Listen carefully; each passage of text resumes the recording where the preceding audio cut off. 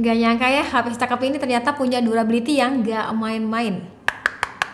Dan selain itu, Doi juga punya baterai besar 5500 mAh yang tahan lama. Padahal smartphone itu kelasnya sejutaan loh. Lalu gimana buat penggunaan hariannya?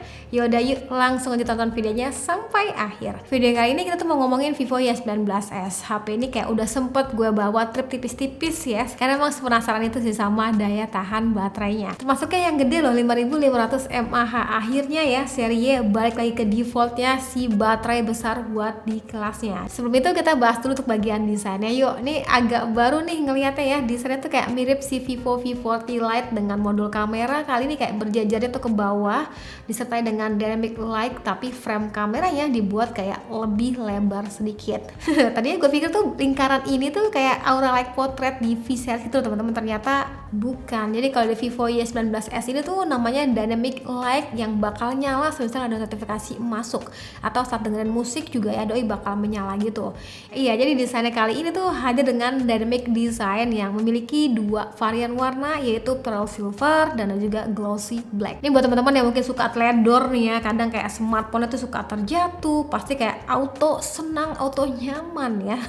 Karena ya Vivo Y19s ini udah punya sertifikasi SGS 5 star drop resistant dan juga military grade. Ini kemarin kejadian sih, biasalah kalau lagi syuting tuh kayak perlu b-roll yang cakep gitu kan, dan nggak sengaja HP kayak suka merosot. Ya dalam penggunaannya wajar banget sih, kadang kita nggak sengaja suka jatuhin smartphone gitu ya, atau mungkin smartphone pinjemin ke anak, ke keponakan, terus tiba-tiba kayak gedebug gitu.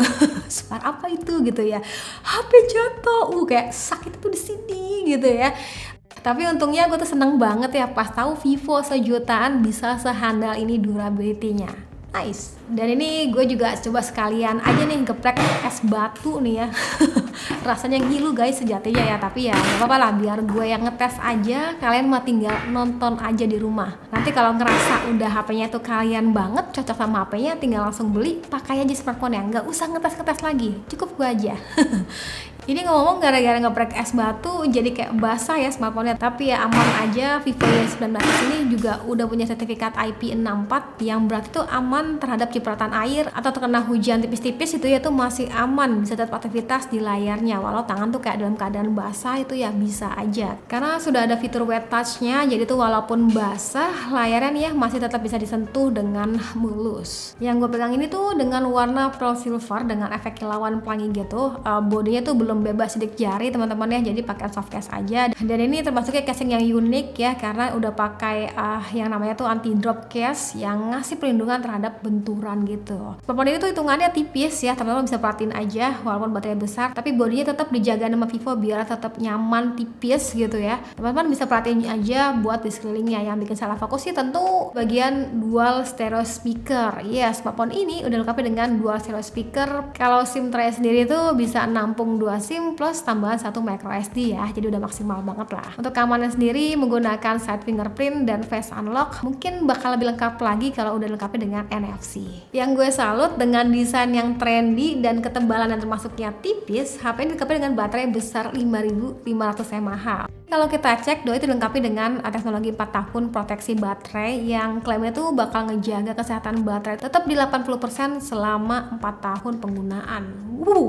Kalau buat penggunaan hariannya kayak gimana? Termasuknya sih baterainya awet ya. Kemarin kan sempat gue bawa pulang kampung tuh ya, dan ini kayak sebagai gambaran aja lah ya.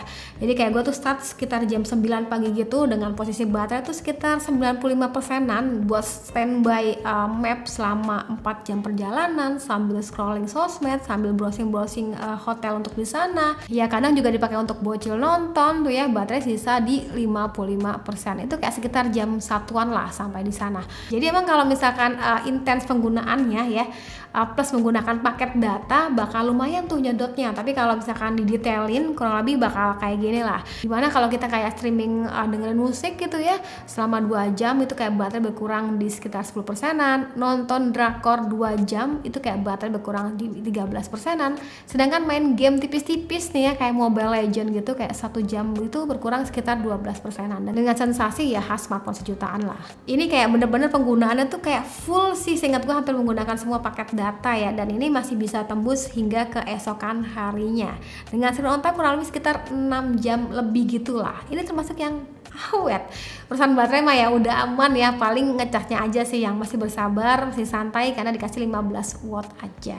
Kalau buat layar sendiri seluas 6,68 inch ultra all screen, nyaman untuk kebutuhan nikmatin konten maupun scrolling sosmed gitu ya. Karena refresh rate pun dikasih 90 Hz. Ya kalau teman-teman hobi nonton drakor gitu ya, ini udah enak lah ya. Udah dikasih dual stereo speaker juga kan ya. Dan sebenarnya bisa juga tuh dimaksimalin audionya ya hingga 300% audio booster.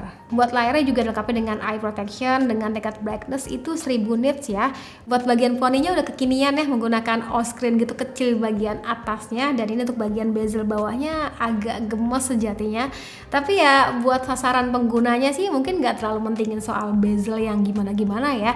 Kayak mungkin mereka bakal lebih fokus soal memorinya berapa kak, gede apa enggak. Ya tentu ini termasuk yang udah gede ya buat di kelasnya, dimana dikasih beberapa pilihan gitu, bisa sesuaiin aja sama kebutuhan dan juga budget kalian. Lanjut bagian kameranya, jadi Vivo Y19s ini tuh dilengkapi dengan 50 megapiksel main kameranya dan 5 megapiksel lagi untuk front kameranya. Kalau buat mode kameranya bisa dilihat di sini ada night mode yang masih dikasih opsi beberapa filter gitu. Jadi kayak black and gold, ada cyberpunk dan 9 opsi lainnya ini monggo dikerasin aja, dan beberapa mode lainnya teman-teman bisa lihat aja. Dan ini dia beberapa sampel fotonya. Saran dari gue sih saat berfoto tuh baiklah sedikit bersabar ya buat mengurangi blur. Sisanya tuh hasil kameranya monggo aja langsung dikomentarin deh.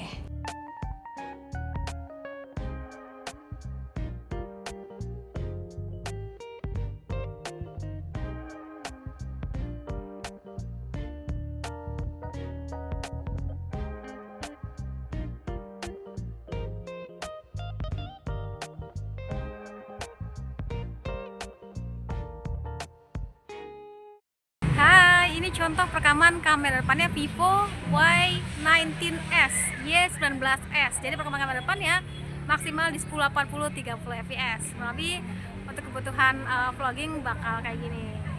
Hai, ini sekalian asar gitu ya. Kita lagi nyobain perekaman videonya si Vivo Y19s. Ini apa namanya? Perekaman di 1080 30 fps maksimal. Teman-teman bisa perhatiin kira-kira kayak gimana nih. Ini kayak lagi di tamannya gitu sih. Lagi ada di mana, yuk? Ada bisa jawab nggak? Terus kalau komentar.